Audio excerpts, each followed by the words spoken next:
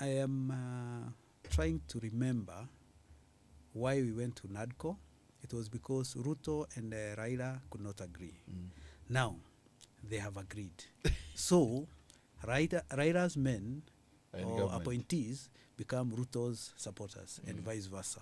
So, the panel we are having and the commissioners we are likely to have are going to be favorable, if you look at it logically, to the two men.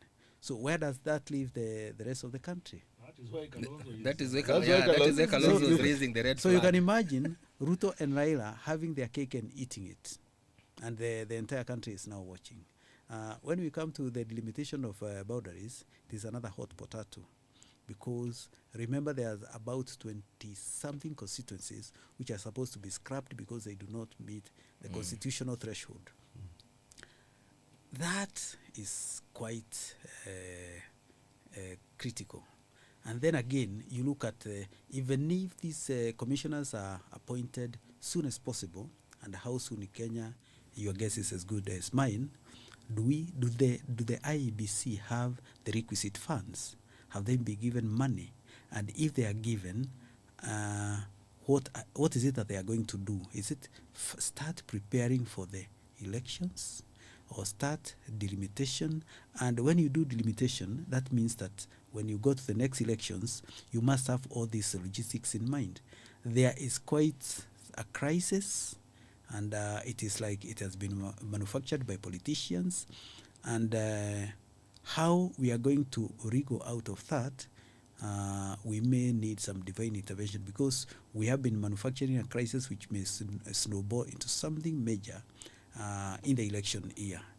And maybe going forward, we need to look at how we do not, I don't know how we can go about it, because in other jurisdictions, you do not have standing or permanent IEBCs to oversee elections. But in Kenya, because of the way the elections have been made a matter of life and death, you must have commissioners, you must use a lot of resources to have polling stations, to have electoral material which is printed with so much security, more than even the currency.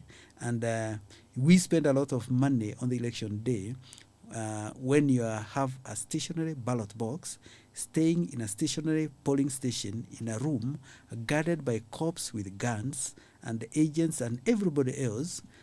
Seals have to be put in a box that is not going anywhere, only to be broken in the evening, so that you can withdraw the ballot you put and count it. It's a total mess, and we need to relook at how we look at elections, how they are supervised, and all that, and maybe remove the politicians from the center of it, because the moment they become umpires and they're also the agents, they open up very many avenues for mischief and keep the country on tenterhook.